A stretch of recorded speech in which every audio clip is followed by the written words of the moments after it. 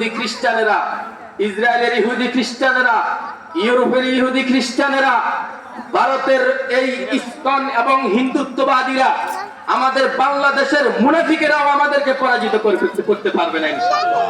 ইনশাআল্লাহ। ঈমানকে মজবুত করতে হবে। একটা পর্যায়ে হযরত আব্দুর রহমান ইবনে আউফ রাদিয়াল্লাহু তাআলা আনহু বলতেছেন,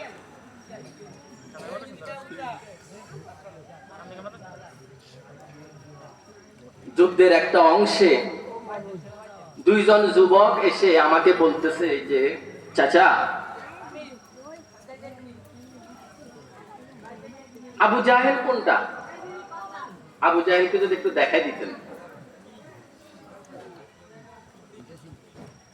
আমরা আজকে যদি আমাদের একটু কমাই, আজকে যদি আমাদের মাইজদিজহরে ট্রাম্প আসে, বেনিয়ামিন নেতানিয়াহু আসে, যাদেরকে আমরা বাস্তবে দেখি নাই, তাদেরকে চিনবো কিনা? চিনবো। বলেন। চিনবো।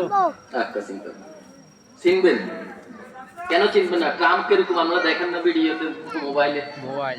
এ ভাই একটু কমাই দেন। চিনবেন কিনা? চিনবেন। তার ছবি আপনারা ফটোতে দেখেন, মিডিয়াতে দেখেন, টেলিভিশন খুললে দেখেন, নিউজে দেখেন। এখন প্রতিমধ্যে কোথাও দেখলে আমরা অনেক সময় কোথাও গেলে এয়ারপোর্টের মধ্যে অনেক সেলিব্রিটিকে দেখে চিনে ফেলি, ওরে এটা তো এই, চিনি কিনা? আগে দেখি নাই, এখন এয়ারপোর্টে দেখা হয়ে গেছে, চিনি গেছে, একটা ফটো তুলতে চাই। কিন্তু ওই সময় কি মিডিয়া ছিল, ক্যামেরা ছিল, মোবাইল ছিল না।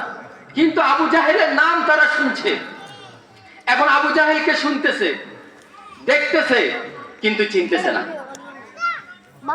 আব্দুর রহমান ইবনে আউফ রাদিয়াল্লাহু তাআলা আনহু জিজ্ঞেস করতেছে, চাচা, আবু জাহেল কোনটা? তো বলতেছে, বাবা, তোমরা আবু জাহেলকে কেন বলতেছো? ওই দুইজন যুবক, তার মধ্যে একজনের নাম হলো মুআজ ইবনে আমর রাদিয়াল্লাহু তাআলা আনহু, আরেকজনের নাম মুআজ ইবনে আফরা রাদিয়াল্লাহু তাআলা আনহু। দুইজন যুবকের মধ্যে একজন বলতেছে, শুনেছি আবু জাহেল নাকি আমার নবীকে গালি দিয়েছে, শুনেছি এই আবু জাহেল নাকি আমার নবীকে নিয়ে কটূক্তি করেছে।